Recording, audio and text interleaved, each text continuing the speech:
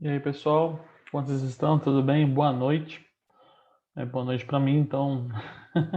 Espero que seja um bom dia, uma boa tarde, uma boa noite. E vamos continuar aí a nossa aula. Falamos um pouquinho aí na primeira aula e na segunda aula sobre o anticristo. Falamos um pouco sobre o mapa, né? O mapa lá, o mapa mental nosso do pré-milenismo histórico. Falamos sobre a cronologia dos eventos. Na última aula falamos bastante sobre os sete selos, os sete taças, as trombetas, o anticristo, a cronologia. Falamos sobre a aliança das 10 nações, em Ezequiel, lá em Ezequiel 38. Então, falamos bastante informação nessas duas últimas aulas. Espero que tenham assistido, espero que tenham aprendido. Dá um feedback lá depois no vídeo, ou manda mensagem para mim quem tiver meu número. E glória a Deus por isso. Amém? Vamos continuar mais um pouquinho essa aula. Tem muita novidade chegando hoje. Nós vamos terminar o assunto anticristo. Vamos falar um pouquinho sobre a grande meretriz da Babilônia. E vamos falar também um pouquinho sobre o falso profeta. E encerrar essa parte, ok? Então, eu quero começar essa aula com uma oração. Eu declaro agora em nome do Senhor Jesus que todo o entendimento, que toda a fonte de conhecimento possa ser derramada sobre o seu coração, sobre a sua mente, e que o Senhor realmente abra os seus olhos, abra os seus ouvidos para aquilo que Ele está falando.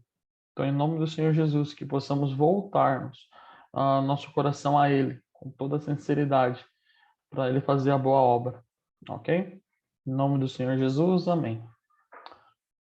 Então vamos lá, vou compartilhar minha tela aqui com vocês. Maravilha.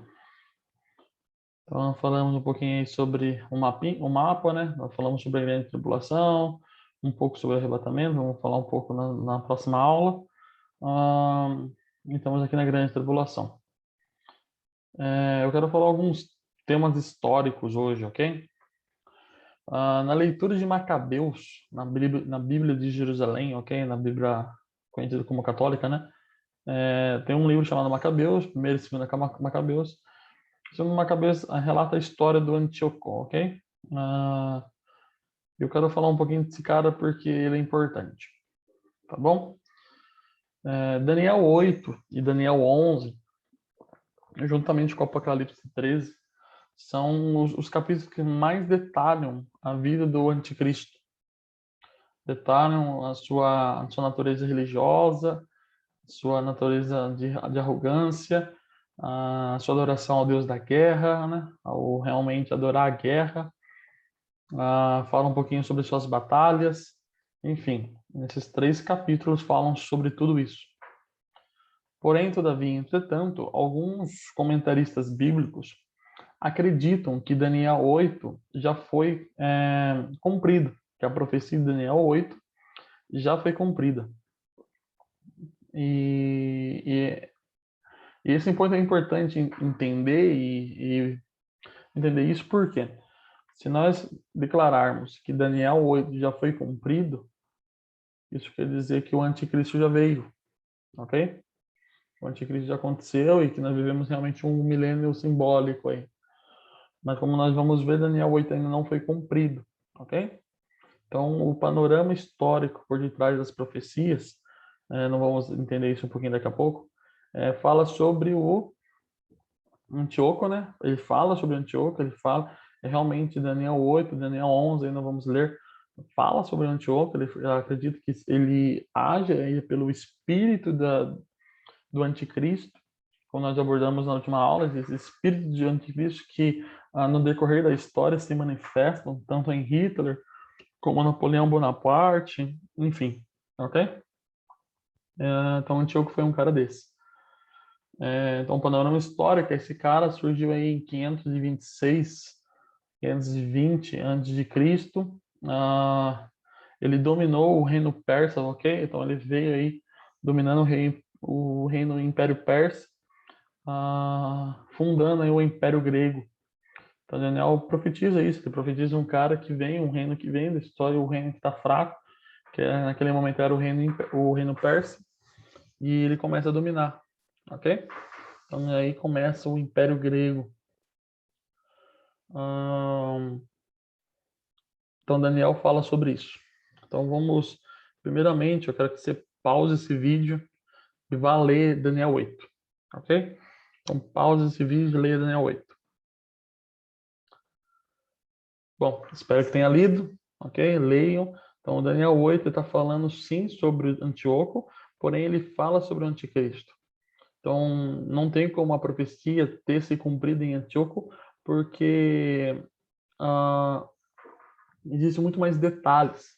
Então, se você ler aí os últimos versículos de Daniel 8, você vê que o Antíoco foi destruído, né? O reino seria destruído por mãos que não eram humanas. Então, o próprio Jesus teria que ter voltado já e destruído Antíoco. Que essa é a profecia do fim dos tempos, que Jesus volta e ele sim destrói o anticristo. Então, nós vemos que isso não aconteceu, então a profecia não foi cumprida na sua totalidade. Ok? Lembrando sobre aquele papo de espíritos do anticristo. Agora eu quero que uma outra lição, eu quero que você entre aqui em Daniel 11. Eu quero que vocês leiam, eu quero que dividam isso, ok? Eu quero que vocês pausem o vídeo novamente, eu quero que vocês leiam aí o Daniel do versículo 1, ou capítulo 11, né? Versículo 1 ao versículo 20. Pausa esse vídeo e leiam. Bom, espero que tenham lido, ok? O que acontece nesse versículo do 1 ao 20? Tem muitas expressões de reino do sul, reino do norte, enfim. Nada mais é Daniel falando sobre os seus dias, ok? Dos seus dias até os dias do Antíoco Epifânio, ok? Então, esse é o nome do cara. Ele aparece lá em Macabeus, por isso que eu mencionei isso no começo da aula. Existe uma história que fala sobre uma família, uma mãe com 7 filhas, onde ele obriga, né? O Epifânio obriga ela a comer carne de porco, porque era uma profanação contra o Deus, né? Naquela época de comer comidas impuras, e o porco era uma comida impura. Ela, por não comer, as suas filhas começam a morrer, começam a ser torturadas, enfim, mortas nos seus olhos, restando apenas a mãe. Não sabe qual foi o final da história. Um diz que ela morreu por ver as suas filhas mortas, enfim. Mas é só para você ter noção do quanto terrível era Epifânio, ok? Então ele foi realmente um cara cruel. Então Daniel 1 ao 20 fala sobre uma descrição histórica, fala sobre essa conquista do reino em cima do Império Persa, o Império Grego, e é isso. Eu quero que vocês leiam agora do versículo 21 ao versículo 35. Pausa o vídeo aí e leia. Bom, espero que tenha lido. Do versículo 21 ao 35, nós vemos o detalhamento das vidas do Antíoco, né, o Epifânio, e também do Anticristo, sendo assim um cumprimento duplo da profecia, como eu mencionei anteriormente. Você vê que as características e personalidades, estilos de vida de Antíoco e do Anticristo são os mesmos. O controlador de poder, o cara cruel, o adorador de guerras, enfim, o orgulho. Então, o Antíoco realmente estava sobre o espírito do Anticristo, né? Mas vemos aí que o próprio Daniel mostra que o Anticristo ainda ia vir, ok? Agora eu quero que você finalize lendo aí Daniel 11, né, do versículo 36 ao final, né, até o versículo 45, se eu não me engano. Espero que tenha lido, né? Informações sobre o reinado do anticristo. Né? Nessa sessão não é feita qualquer referência a Antíoco Epifânio. Então, no final do capítulo 11, ele fala realmente especificamente sobre o anticristo, sobre a sua atividade, sobre as suas ações, sobre as suas ligações, sobre a sua aliança, sobre a sua traição, enfim, ele fala totalmente sobre isso. Fala sobre a guerra que ele travou com o Reino do Sul, o Reino do Norte, vamos ver isso nos próximos slides. Então, Daniel 11 e Daniel 8 aí, nós estamos trazendo a revelação de que ela não foi cumprida. Amém? Então, aquele papo de Daniel foi cumprido em Epifânio é uma mentira. Amém? Escrevam isso, ainda não foi cumprida totalmente. Glória a Deus. Deixa eu ver o que tem aqui. Beleza. Vamos falar um pouquinho sobre o anticristo, né? A atitude religiosa do anticristo, a sua arrogância. Então, o anticristo, uma parte de sua personalidade, uma parte do seu eu, é o ego imenso que ele possuía, ok? Era tudo ele se concentrava em tudo ele. Nós vemos aí um pouquinho mais para frente, quando ele se volta contra a grande meretriz, algo que nós vamos falar, é totalmente ele, o controlador de tudo, ele dominava sobre tudo, ok? Então, aqui vemos realmente quem ele era, aqui em Daniel 11, tá vendo? Do 36 ao 37. Nós vemos também a sua atitude religiosa no 38 e 39, ou seja, a adoração ao Deus da guerra, o quanto ele amava guerrear, o quanto ele irá amar guerrear, principalmente contra os filhos de Deus. Ok? São características que nós devemos gravar, o poderio militar dele. Ele também é atacado pelo Reino do Norte e Sul, nós vamos falar um pouquinho sobre isso. E aí ele atacando muitas nações. Grava, você está atacando muitas nações, nós vamos falar um pouquinho sobre um pouco sobre, deixa eu ver, sobre isso. Então, deixa eu ver aqui.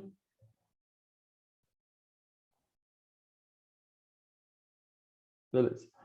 Daniel 11:40, ele fala que ele é atacado pelo Reino do Sul e pelo Reino do Norte. Se você colocar os mapas de novo, o Reino do Sul, de certa forma, é a Síria, e o Reino do Norte é o Egito. Lembrando que eles não se levantam contra o anticristo porque eles acreditam que o anticristo é demoníaco. Eles se levantam porque eles entendem que aquilo que eles estão traindo ele.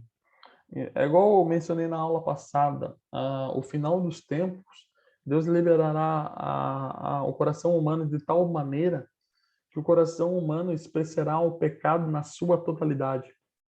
Então, nós conheceremos as pessoas, o ser humano como ele é, mal, caído, totalmente aí pecador, na sua forma mais possível, total. Ok? Então, realmente, aqui é um brigo de egos, é um brigo de traições, e nós vemos no próprio versículo 40 ainda que, por mais que eles venham, o anticristo, por ser grande, por ser dominador, por ter uma aliança, ele destrói os dois reinos de uma forma tranquila, ok? Eu quero parar nesse slide, eu quero mostrar uma personagem, ok? O anticristo fez a aliança das 10 nações, ok? Todo mundo aí comigo, né? Fez essa aliança com 10 nações, entre elas o próprio Israel, com os primeiros 3 anos e meio iniciais, de uma falsa paz, algo que nós já falamos bastante. E nessa falsa paz, tem 2 cidades, né? Nós acreditamos que sejam 2 cidades, 2 localidades, que realmente vem do Irã, do Iraque, porque é o posicionamento da Grande Babilônia antigamente, né? Onde vai ter um poderio junto com o anticristo, ok? Então, o anticristo, nessa falsa paz, nessa falsa aliança, ele tem o maior poderio militar e o maior poderio político, ok? Por ele juntar essas nações, ainda mais para essas guerras, e lembrando sua adoração ao Deus da guerra, né? Essa adoração de guerrear, ele tem aí nas suas mãos o maior poderio militar e político do mundo, ok? Então, tudo bem. Nessa aliança, já que é uma aliança, né? A grande meretriz que a Bíblia fala, né? Nós temos aqui, ó. Vou colocar aqui em Apocalipse 17, ok? Essa grande meretriz, deixa eu colocar aqui já, né? Então, vamos falar sobre ela.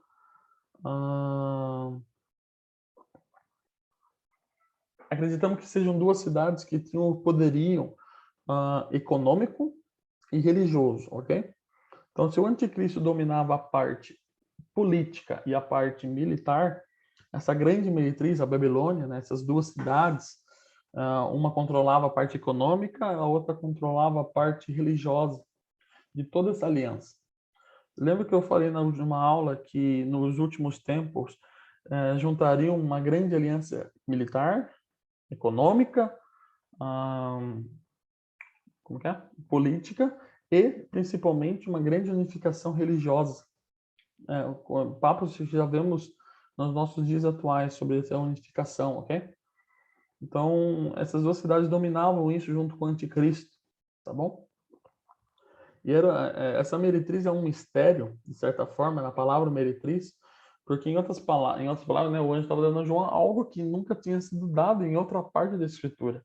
Então, a primeira descrição de meretriz, a primeira vez que aparece a palavra meretriz na Bíblia é em Apocalipse 17, ok?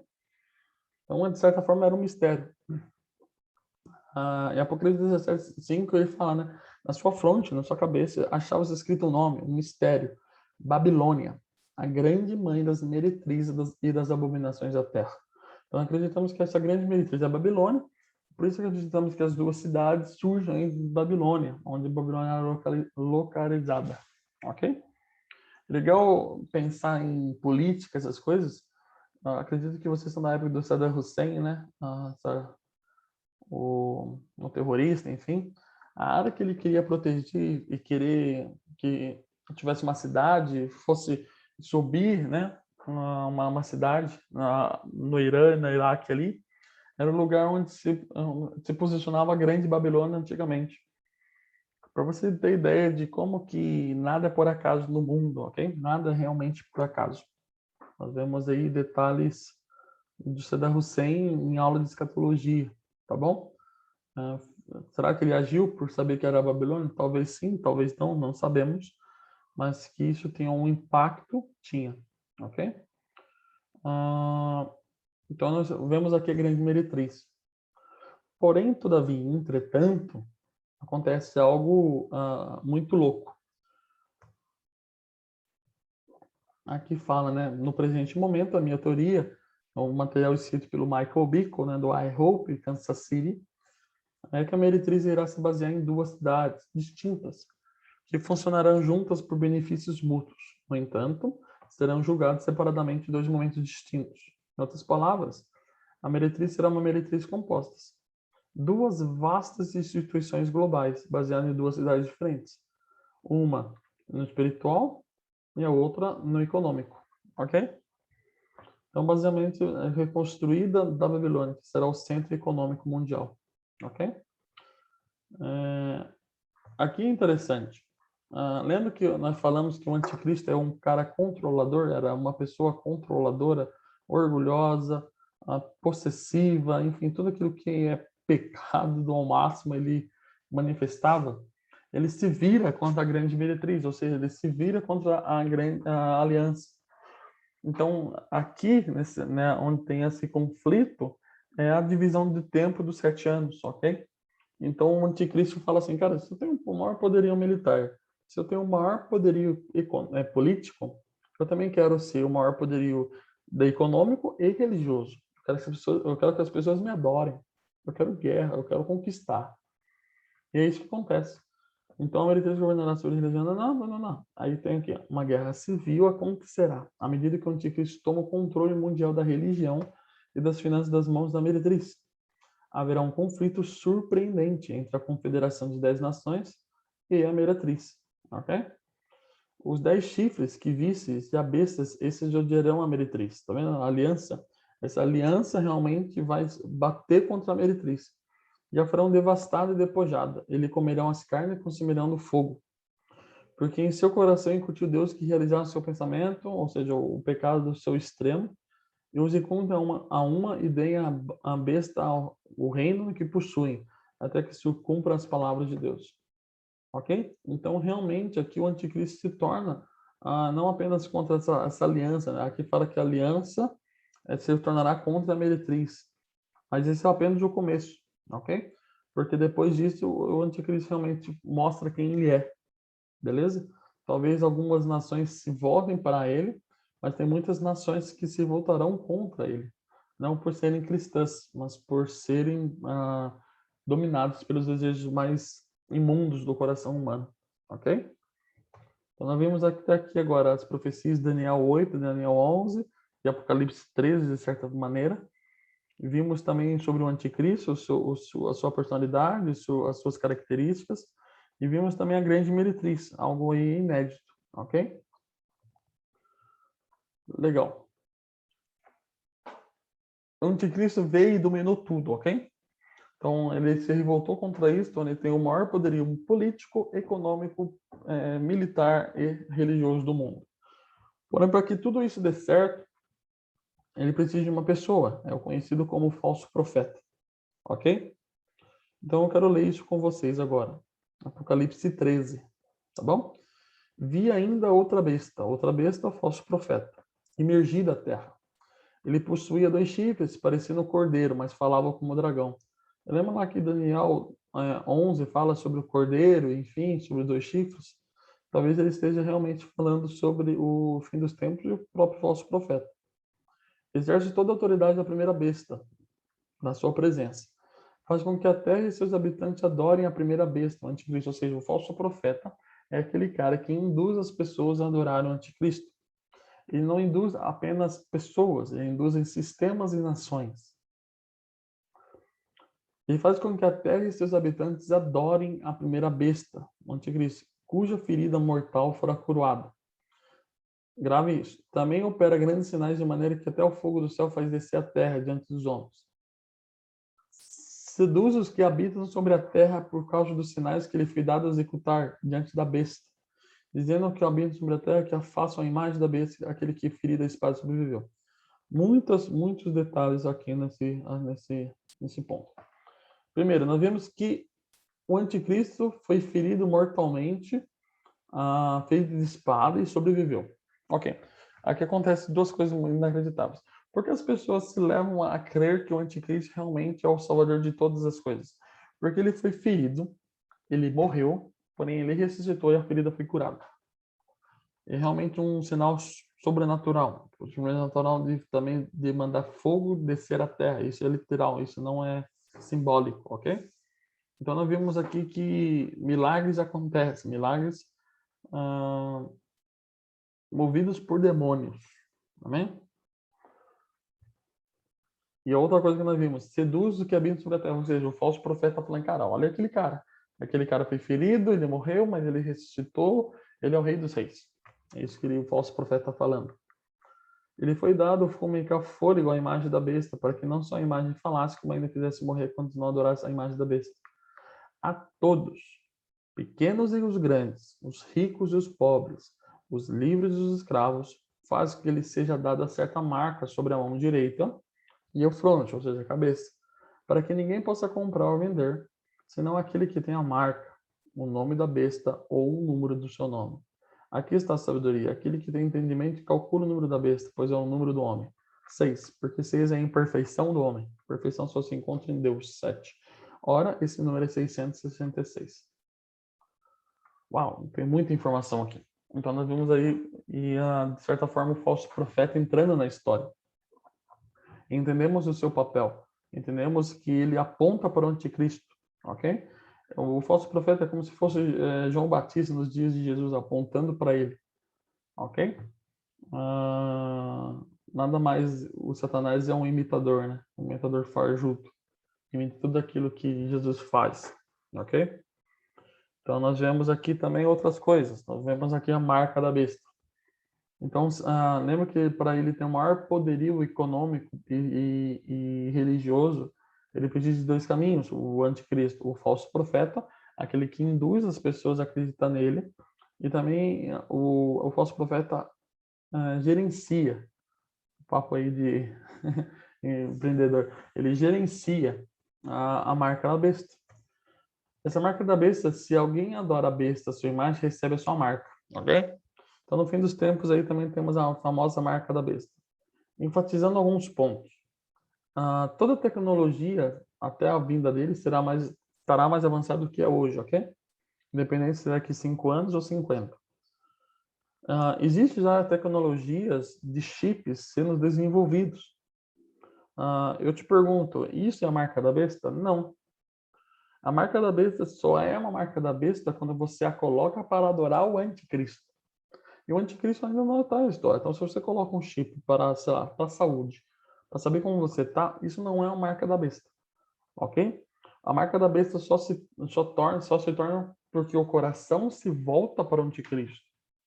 É a mesma coisa quando você pega, sei lá, um violão e você ou adora a Deus ou você blasfema ele. O violão não é o pecado. O violão não é a marca. A marca está no seu coração sendo voltada para Deus ou para a blasfêmia. Ok? Faz sentido? Da mesma forma, a música pop ou o próprio cinema, enfim, tudo na sua vida. Beleza? Glória a Deus. Nós vimos aqui que também quem terá a marca no fim dos tempos será condenado por Deus. Não importa o que você faça depois, você colocou seu coração para o anticristo. Você desejou ele acima de todas as coisas. Ok? E aqui o falso profeta fará com que todo pequeno e grande, né, o status militar, rico e pobre, status econômico, livre, escravo, status social, receba a marca do anticristo. Entra aí em tudo isso o estado religioso. Ok? Espero que tenha entendido até aqui, tá bom? Então, estão aparecendo muitas coisas novas e que vai trazer um entendimento um pouco mais completo de Apocalipse e do fim dos tempos. Grande meretriz, ok? Então, aqui nós vimos nessa aula, vamos voltar um pouquinho, sobre Daniel 8 e 11, as profecias sobre Antioquia, enfim. Estudamos Daniel 11, detalhamos ela. Falamos sobre as características do anticristo, e aqui eu quero colocar mais um pouquinho. Quando o anticristo é atacado pelo norte e pelo sul, o anticristo começa a atacar as nações. Aí ele se revela, ele começa a atacar. Por isso que ele ataca a grande meretriz, e depois a grande meretriz ele dá um surto contra o mundo, ok? Aprendemos sobre o falso profeta, sobre a sua carreira, seu propósito, a marca da besta, algo tão mal falado dentro das igrejas, infelizmente, por motivo de medo, por falta de conhecimento mesmo. Nós vimos aqui que a marca da besta realmente vai ter, tanto na mão direita quanto na testa, mas ela servirá para adorar o anticristo, ok? É a sua escolha.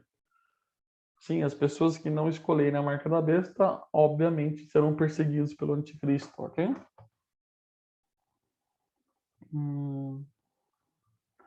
Eu quero terminar aqui.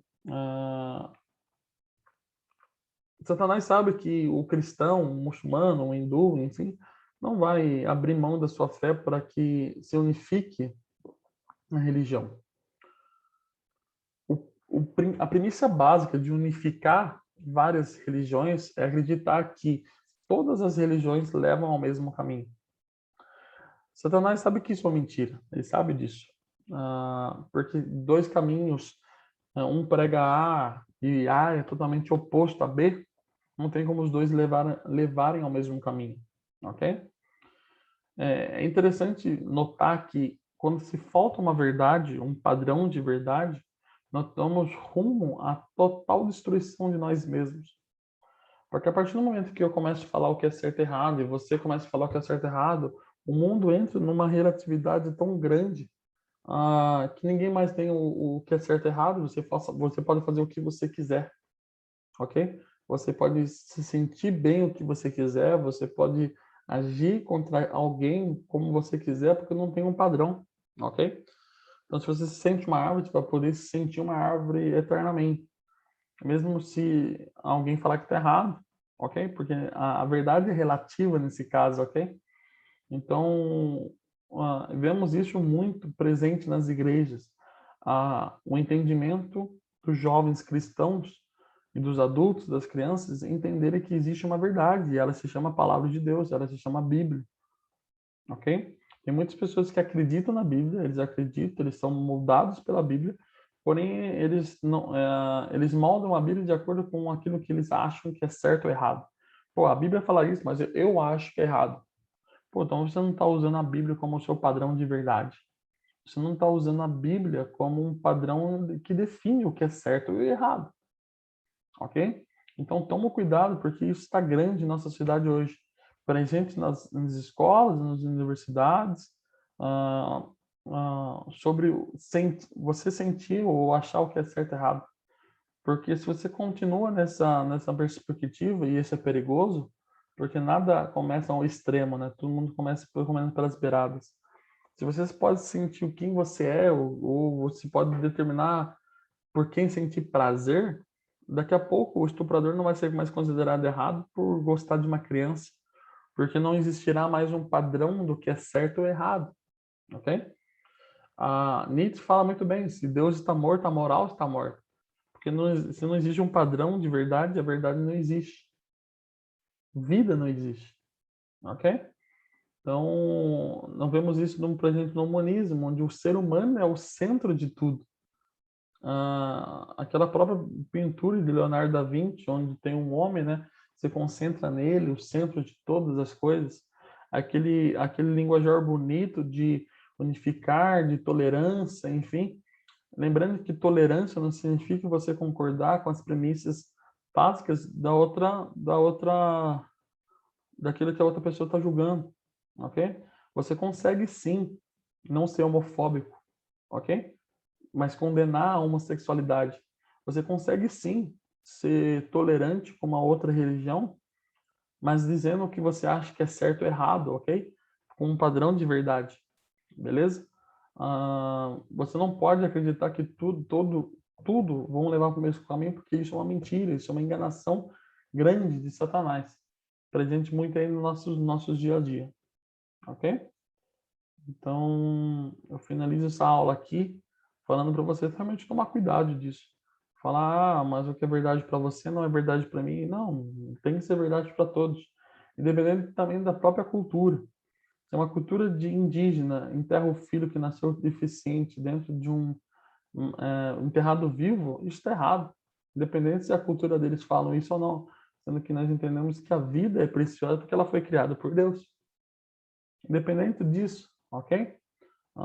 Independente de um lugar, mulher menos favorecida por causa da cultura, você sabe que a mulher não é um animal, ou ser tratado como um animal ou ninguém na sociedade. Nós sabemos que isso está errado, ok? E então é basicamente isso, tá, galera? Tá bom? Na próxima aula vamos falar é, sobre o grande arrebatamento, vamos falar sobre a volta de Jesus e vamos falar um pouco sobre o milênio, ok? Tem mais uma videoaula e fico realmente feliz por vocês estarem acompanhando, por vocês estarem aí assistindo e compartilhando, ok? Compartilhe esse vídeo com as pessoas que estão próximas de vocês. Espero que realmente esteja alimentando o espiritual de vocês. Desejo aí, em nome do Pai, do Filho e do Espírito Santo, uma semana abençoada. Glória a Deus por vocês. Amém. Tchau, tchau, galera.